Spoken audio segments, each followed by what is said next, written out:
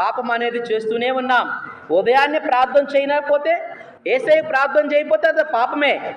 నువ్వు బైబిల్ చదవకపోతే, మోకాళ్ళుని చదవకపోతే అదొక పాపమే. దేవునితో నీ కనెక్షన్ లేకపోతే అదొక పాపమే. మరి ఇప్పుడు చెప్పండి, మనం ఎవరు పరిశుద్ధులమా? ఉదయాన్నే ఎంతమంది ప్రార్థన చేశారమ్మా? విరిగినలిగిన హృదయంతో ఆయన సన్నిధిలో ప్రార్థన చేశారంటే కొద్ది మంది మాత్రం చేతులు ఎత్తారు. మరి ఎలాగా మన కుటుంబాలని రక్షించుకోగలము? ఆయన సన్నిధికి మనం ఎలా నడిపించగలము? ఆలోచించండి.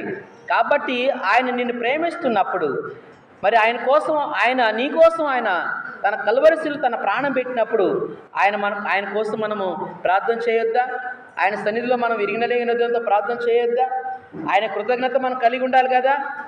చూడండి, మరి అలాగా దావీదు మహారాజు ఎప్పుడైతే నువ్వు పాపం చేసావన్నాడో ఆ పాపాన్ని ఒప్పుకున్నాడు.